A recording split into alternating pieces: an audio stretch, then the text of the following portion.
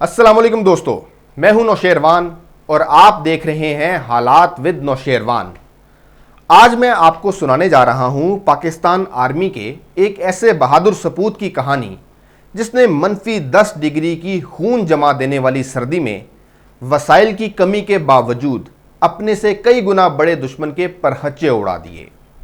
Captain colonel शेर खान का नाम तो आप सब ने सुन रखा होगा, मगर आज सुने उनकी बहादुरी का वो किस्सा जिसने हमारे अजली दुश्मन भारत को भी उनकी बहादुरी और दलेरी की तारीफ करने पर मजबूर कर दिया और इसीलिए हमेशा हमारी पीठ में छुरा घोंपने का मौका तलाश करने वाली भारतीय फौज ने कैप्टन कर्नल शेर खान की डेड बॉडी को इज्जत और एहतराम से पाकिस्तान के हवाले किया।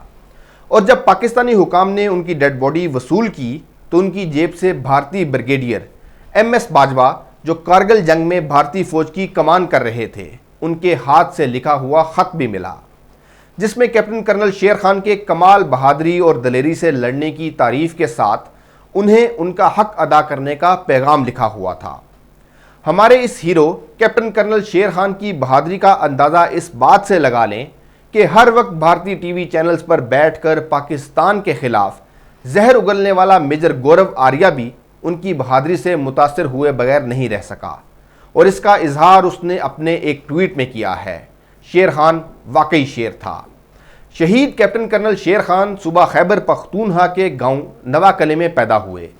उनके दादा ने कश्मीर में 1948 की मुहिम में हिस्सा लिया था और उन्हें यूनिफॉर्म में मलबूस फौजी अफसर अच्छे लगते थे। चुनांचे जब उनके यहाँ पोता पैदा हुआ तो उन्होंने कश्मीर के महाज पर अपने साथ लड़ने वाले पाक फौज की 5 आज़ाद कश्मीर रेजिमेंट के बानी कर्नल शेर खान से मुतासिर होकर कर्नल का लफ्ज़ अपने पोते के नाम का हिस्सा बना दिया और शेर खान भी अपने नाम के हिस्से कर्नल का इस्तेमाल बहुत फ़ख्र से करते थे। दौरान सर्विस अक्सर ऐसा भी होता कि जब वो फ़ोन उठाकर कहते कि लेफ्टिनेंट कर्नल शेर स्पीकिंग, तो फ़ोन करने वाला समझता कि कमांडिंग अफसर से बात कर रहा हूँ और वो उन्हें सर कहना शुरू कर देता। तो शेर खान मुस्कुराकर जवाब देते कि वो लेफ्टिनेंट शेर खान बात कर रहे हैं, अभी आपकी बात कमांडिंग अफसर से करवाता हूँ। सो कहा जा सकता है कि उन्हें कई बार अपने नाम के हिस्सा कर्नल की वजह से मुश्किल सूरत हाल का सामना भी करना पड़ा। कर्नल शेर खान ने अक्टूबर 1992 में पाकिस्तान आर्मी की 27 सिंध रेजिमेंट में कमीशन हासिल किया। इससे पहले वो कुछ अरसा पाकिस्तान एयरफोर्स में एयरमैन के तौर पर भी काम कर चुके थे। काकुल मिलिट्री एकेडमी में शमूलियत के वक्त उन्हें दाढ़ी साफ करने को कहा गया तो उन्होंने साफ इनकार कर दिया। इसके बाद पासिंग आउट से पहले आखिरी सेशन के दौरान भी उनसे दोबारा कहा गया कि आपकी कारकर्दगी अच्छी रही है, अगर आप अब भी दाढ़ी साफ कर देते हैं तो आपको अच्छी पोस्टिंग मिल सकती है, मगर उन्होंने एक बार फिर इनकार कर दिया। लेकिन इस इनकार के बावजूद उन्हें बटालियन क्वार्टर मास्टर की अहम पोजीशन दी गई। PMA के दौरान कर्नल शेर खान दूसरे साथी अफसरों के साथ स्क्रैबल खेला करते थे। इनकी इंग्लिश बहुत अच्छी थी और इसीलिए अक्सर वो लफ्ज़ जोड़ने का ये मुकाबला जीत जाते थे। अफसरों के अलावा जवानों के साथ भी उनकी दोस्ती थी और जवानों के साथ वो लूडो खेला करते थे। जनवरी 1998 में कैप्टन कर्नल शेर खान को पाक फौज की नॉर्दर्न लाइट इन्फेंट्री के साथ डोमेल सेक्टर में पोस्टिंग मिली। यहाँ -20 डिग्री तक की शदीद सर्दी की वजह से इंडियन फौजें अपने ठिकाने हाली करके पीछे चली गईं, तो कैप्टन कर्नल शेर खान ने टाइगर हिल नामी चोटी पर कब्जा कर लिया।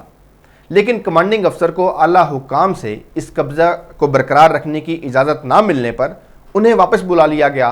तो वापसी पर कैप्टन कर्नल शेर खान इंडियन पोस्टों से बहुत सी अलामती चीज़ें साथ ले आए, जिनमें भारतीय फौजियों की वर्दियाँ, दस्ती बम, वाइकर गन के मैगजीन, गोलियां और कुछ स्लीपिंग बैग्स वगैरह शामिल थे। इसके बाद मई में मौसम बदलते ही दुश्मन के तेवर भी बदल गए और उसने पाकिस्तान के खिलाफ इश्ताल अंगेजी शुरू कर दी। टाइगर हिल पर पाकिस्तानी फौज ने 5 मुकामात पर अपनी चौकियां और इस इलाके में 3 दिफाई लाइनें बना रखी थीं, जिन्हें कोड नंबर 192A, B और C का नाम दिया गया था।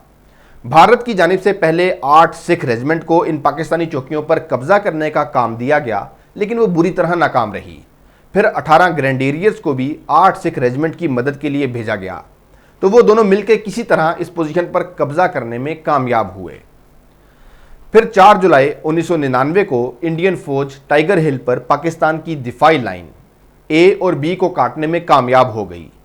तो कैप्टन कर्नल शेर खान को टाइगर हिल का कब्जा वापस लेने का टारगेट दिया गया। वो इसी शाम 6 बजे वहां पहुंचे और हालात का जायजा लेने के बाद उन्होंने अगली सुबह इंडियन फौज पर हमला करने का मंसूबा बनाया। ये रात उन्होंने अपने सारे सिपाहियों को इकट्ठा किया और शहादत पर एक तकरीर भी की। सुबह 5 बजे नमाज अदा की और अपने साथियों के हमरा हमले के लिए निकल गए। अभी वो दिफाई लाइन बी पर ही थे कि इंडियन फौजियों ने जवाबी हमला कर दिया। उनके एक साथी मेजर हाशिम जो इनके साथ थे, उन्होंने अपने तोपखाने से अपनी ही पोजीशन पर गोलाबारी करने की बात कही। ऐसा अमूमन दुश्मन फौज के बहुत करीब आने पर उनसे बचने के लिए किया जाता है, मगर कैप्टन कर्नल शेर खान ने अपने साथी मेजर हाशिम की तजवीज़ से इख्तलाफ करते हुए दुश्मन फौज से मुकाबला करने का फैसला किया और कैप्टन कर्नल शेर खान के जवाबी हमले ने अपने से तादाद में कई गुना ज़्यादा इंडियन फौजियों के छक्के छुड़ा दिए। तोपों की गोलाबारी के दौरान पाकिस्तानी और इंडियन फौजियों की दस्त लड़ाई भी शुरू हो गई। तभी एक भारतीय फौजी करपाल सिंह का ब्रस्ट 10 फुट के फासले से कैप्टन कर्नल शेर खान को लगा और वो जख्मी हो गए, मगर लड़ाई जारी रखी। जख्मों के गहरा होने की वजह से बिलाहिर वो शहीद हो गए। वहाँ भारतीय फौज की कमान करने वाले ब्रिगेडियर MS बाजवा, जो 1971 की पाक भारत जंग भी लड़ चुके हैं, कहते हैं कि मैंने कभी किसी फौजी अफसर को ऐसे क़यादत करते नहीं देखा जैसे कैप्टन कर्नल शेर खान ने हक अदा किया।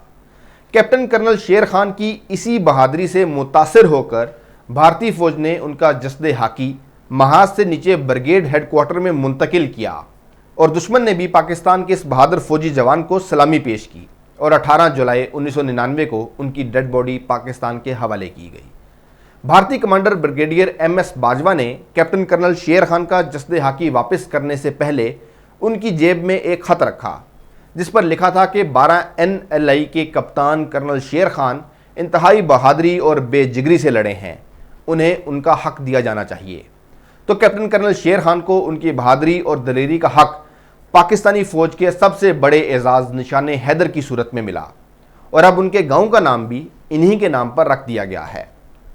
बुज़दिल भारतीय फौज बार बार पाकिस्तान से शिकस्त खाने के बावजूद पंगे लेने से बाज नहीं आ रहा। रवां साल भी अब तक भारतीय फौज की जानिब से 1595 मरतबा लाइन ऑफ कंट्रोल की खिलाफ वर्जी की गई है और इसके नतीजे में 14 आम शहरी शहीद और 121 जख्मी हो चुके हैं। आपके ख्याल में भारत को मुंह तोड़ जवाब देने के लिए पाकिस्तान फौज को क्या इकदाम करने चाहिए? कमेंट्स में अपनी राय का इजहार ज़रूर करें। और हाँ, अगर आपने अभी तक हालात विद नौशेरवान को सब्सक्राइब नहीं किया तो प्लीज़ सब्सक्राइब कर लें, बेल आइकॉन पर टच कर लें और अगर पसंद आए तो वीडियो को लाइक और शेयर भी ज़रूर करें। शुक्रिया।